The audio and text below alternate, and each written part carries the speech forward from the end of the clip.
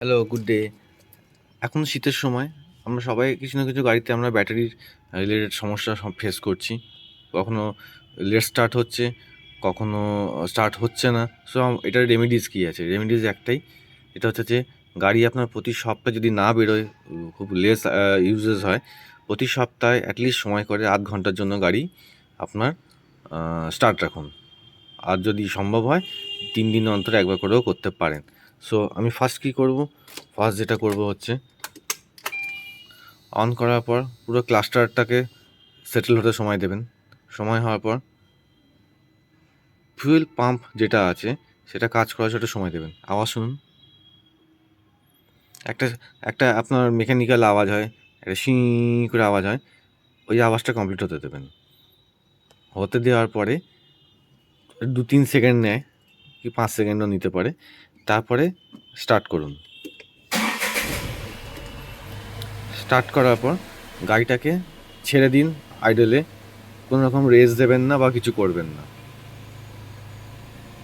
Automatic RPM 1000 বা 1100তেও থাকতে পারে। গাড়িকে আপনার সিজন হতে দিন।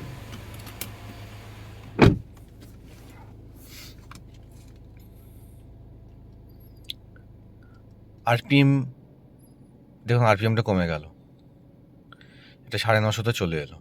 এখানে 1000 শো করছে ঠিকই, বাট 950তে চলে এসেছে।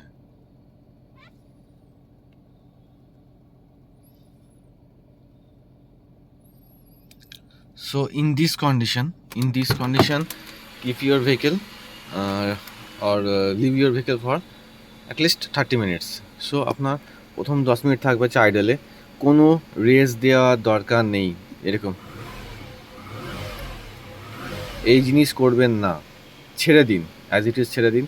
ফার্স্ট 10 মিনিট থাকবে এরকম কন্ডিশনে, তারপরের 10 মিনিট থাকবে হচ্ছে আপনার সমস্ত লাইটস অন করে দিয়ে। লাইটস অন করে দিন, ঠিক আছে। যত এর লোডস আছে অন করে দিন, এসিজ অন করে দিন।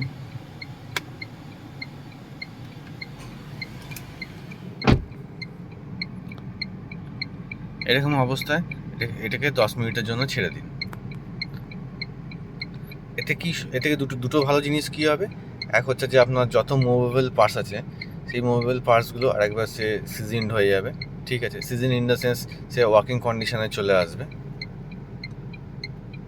আর সেকেন্ড যেটা হচ্ছে যে ইঞ্জিনের যে মধ্যে যে আপনার যে ফুয়েল বা আপনার যে লুব্রিক্যান্ট যে ফিল্মটা থাকে, সেই ফিল্মটা অল ওভার গাড়ির ইঞ্জিন ব্লকের মধ্যে প্রপারলি স্প্রেড হয়ে থাকবে, বা একটা পাতলা ফিল্মের লেয়ার সবসময় লেগে থাকবে। এটা আপনার গাড়ির লংজিভিটি বা ইঞ্জিন লংজিভিটি বাড়াবে। সো এটা 10 মিনিট হয়ে যাওয়ার পর এগেন আমরা সবগুলো অফ করে দেবো, সমস্ত লোড অফ করে দেবো, যত লোডস আছে অফ করে দিয়ে এটা আবার 10 মিনিটের জন্য আমরা রেখে দেবো,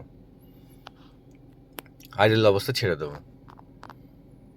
আইডল অবস্থা ছেড়ে দিয়ে তারপর আমরা গাড়ির যেমন আমরা নর্মাল বন্ধ করি সেরকম বন্ধ করে রেখে দেবো। হ্যাঁ, আর একটা জিনিস আপনাদের জানিয়ে রাখি, গাড়ি যখন আপনার লং স্টোরেজ হচ্ছে আর ইউজ হচ্ছে না, সেই সময় গাড়ির ওয়াইপার ব্লেডসগুলোকে এরকমভাবে তুলে রেখে দিন।